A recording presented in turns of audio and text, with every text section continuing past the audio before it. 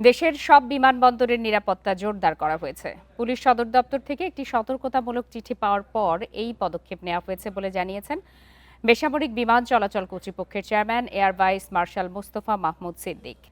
বিমানবন্দরের নিরাপত্তা জোরদার নিয়ে আলোচনা করতে এই মুহূর্তে রাজধানীর বনানী থেকে আমাদের সঙ্গে যোগ দিয়েছেন এভিয়েশন বিশেষজ্ঞ এটিএম নজরুল ইসলাম।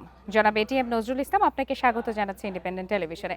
আপনার কাছে একটু প্রথমেই জানতে চাই যে কতটা ঝুঁকি থাকলে বিমানবন্দরের নিরাপত্তা বাড়ানো হয়? দেখুন, এর যেহেতু অ্যালার্ট লেভেল আছে তাদের, আর অ্যাকচুয়ালি এয়ারপোর্টগুলো সবসময় তো কেপিআই, যেটা একটু আগে বললেন, কেপিআই মানে কি পয়েন্ট ইনস্টলেশন। তো বিমানবন্দরে সবসময় কিন্তু এই সিকিউরিটিটা থাকতেই হবে। এখন একটা থ্রেট আসছে, থ্রেটের প্রেক্ষিতে তারা যে সরকার যে পদক্ষেপটা নিয়েছেন, এখানে আরো সিকিউরিটি এনফোর্সমেন্ট বাড়িয়েছেন, এটা তো অবশ্যই তাদের করতে হবে। বাট টু মাই মাইন্ড এটা একটা রিয়েক্টিভ ডিসিশন, কারণ এটা কিন্তু সারা বছর জুড়েই আপনার কেপিআই গুলোতে এই ধরনের সিকিউরিটি মেজার থাকা উচিত। এবং যে লেভেলটার কথা বলা হয়েছে সেটা কিন্তু আমরা কোনো, এখন পর্যন্ত এটা কিন্তু কি ধরনের থ্রেট এটা কিন্তু আমরা জানি না, বা গভর্নমেন্ট জানেন না, বা গভর্নমেন্ট ক্লিয়ার করেন নাই। তো সেই ক্ষেত্রে যে সিকিউরিটি মেজারগুলো নেওয়া হচ্ছে, আমি মনে করি যে এটা নেওয়া দরকার ছিল, দরকার আছে। কিন্তু এটা সার্বক্ষণিক এই ধরনের সিকিউরিটি থাকা উচিত। এখানে আপনি দেখবেন যে আমি যেটা মনে হচ্ছে যে বিভিন্ন ফোর্সকে এনফোর্স করা হচ্ছে এখানে, অর্থাৎ বিভিন্ন বাইরে থেকে নিয়ে আসছে, নিজস্ব ফোর্স এখানে নাই।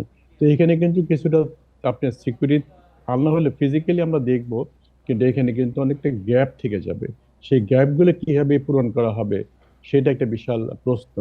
কারণ আপনি ফিজিক্যাল চেক করলেন, একজন প্যাসেঞ্জার চেক করলেন, তার গাড়ি চেক করলেন, তার মালামাল চেক করলেন, তার কার্গো চেক করলেন, তার ব্যাগেজ চেক করলেন, কিন্তু এর পরেও তো অনেক কিছু থাকে, ইনসাইডার থ্রেট থাকতে পারে, সাইবার থ্রেট থাকতে পারে, সেগুলো কি করো, সাপ্লাই চেইন থ্রেট থাকতে পারে। এখানে নিরাপত্তা বলতে অসংখ্য কি লোক সার্বিক যাচ্ছে। নিরাপত্তার কথাই বলা হয়েছে কিনা, আপনি জি, যে বিষয়গুলো অবশ্যই। বলছিলেন?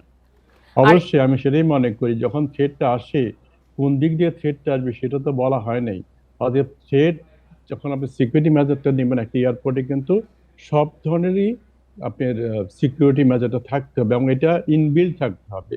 আমি বাইরের থেকে এক প্লাটুন ফোর্স নিয়ে আসলাম, আমি পুলিশ নিয়ে আসলাম, বিজেপি নিয়ে আসলাম, তো এর কোঅর্ডিনেশন তো থাকবে না। এখনই আমাদের কোঅর্ডিনেশন নাই। আপনি দেখেন একটা এয়ারপোর্টে অ্যাবসেক আছে, আর্ম ব্যাটালিয়ন পুলিশ আছে, কাস্টম আছে, ইমিগ্রেশন আছে। এখানে কিন্তু একটা নিজস্ব কোনো কমান্ড নেই। কমান্ড গুলো বিভিন্ন স্তরে ভাগ করে, বিভিন্ন ভাবে তার অ্যাকাউন্টেবিলিটি। তো এখানে কিন্তু সবসময় একটা গ্যাপ থেকে যায়। তো এখন যদি আপনি নতুন যে পোস্টটা নিয়ে আসলেন, তারা তো এইভাবে ট্রেন নাই এয়ারপোর্টে কাজ করে, তাহলে এখানে গ্যাপ ক্রিয়েট হতে পারে। তো এটা কিভাবে করবেন? তো এইটার জন্য আমি মনে করি যে একটা এয়ারপোর্টে সার্বক্ষণিক ভাবে এবং তার একটা ব্যাকআপ ফোর্স, নিজস্ব ব্যাকআপ ফোর্স থাকা উচিত, যাতে কখনো এই গ্যাপটা না হয়। কারণ এখানে আরেকটা বিষয় বুঝতে হবে, প্যাসেঞ্জার ইনভলভ। এই জি, প্যাসেঞ্জারদের কিন্তু যদি আপনি সিকিউরিটি এই মেজারটা নেন, এমনি আমরা জানি হযরত শাহজালাল আন্তর্জাতিক আমি বিমানবন্দর অনেক যাত্রীদের বেশি বিষয়ে গ্যাপ হয়। আপনাকে একটু প্রশ্ন করতে জি, চাচ্ছিলাম যে আহ, যে ওইটাই আমি বলতেছি। বর্তমান পরিস্থিতিতে যাত্রীদের কোনো ধরনের ভোগান্তি বা আতঙ্কিত হওয়ার কোনো বিষয় আছে কিনা? জি, ওইটাই আমি বলতে আসছি, যে আপনি দেখেন আমরা কিন্তু এমনি আমাদের এন্ট্রি পয়েন্ট গুলোতে, এয়ারপোর্টে, বিশেষ করে আমাদের ইন্টারন্যাশনাল এয়ারপোর্টে প্রচন্ড যানজট হয়েছে ভিতরে। তো এমনি ভিড় হয়। এখন যখন চেকটা হবে আরো বেশি, আপনি চেকিংটা হবে আরো বেশি, আপনার একটা ফিজিক্যাল প্রেজেন্স থাকবে সিকিউরিটির, ন্যাচুরালি তারা একটা ভয় পাবে। সেকেন্ডলি, যাত্রীদের ডিলে হতে পারে। এই যে ডিলে হবে, কারণ একজন পুলিশ বা একজন আর্ম ফোর্স বা যে নতুন যিনি আসছেন, হি ডাজন্ট নো যে কিভাবে একজন প্যাসেঞ্জারকে ডিল করতে হয়। তো সেখানে কিন্তু একটা গ্যাপ থাকবে।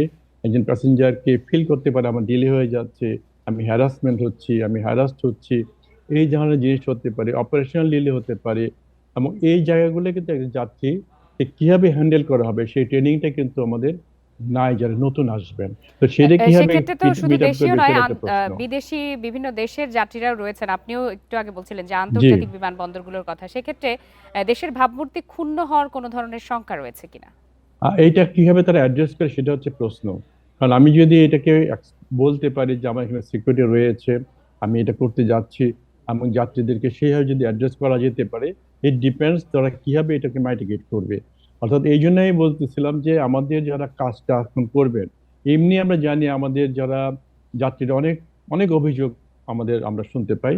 তো এই জায়গাটা একটু ট্রেন নাই, সো এই জন্য এটা নিজস্ব সিকিউরিটি ফোর্স এয়ারপোর্টের জন্য আলাদাভাবে তৈরি করা দরকার ছিল, জি যেটা যে কোনো সময় বিপদে আপদে তারাই হ্যান্ডেল করবে, বাইরের থেকে নতুন ফোর্স এনে নয়। তো এটা হয়ে গেছে একটা রিয়েক্টিভ। আমি মনে করি তাদের প্রোয়েক্টিভ মেজারে যাওয়া উচিত ভবিষ্যতের জন্য। জি জনাব এটিএম নজরুল ইসলাম, আপনাকে অনেক ধন্যবাদ আপনার মূল্যবান বিশ্লেষণের জন্য।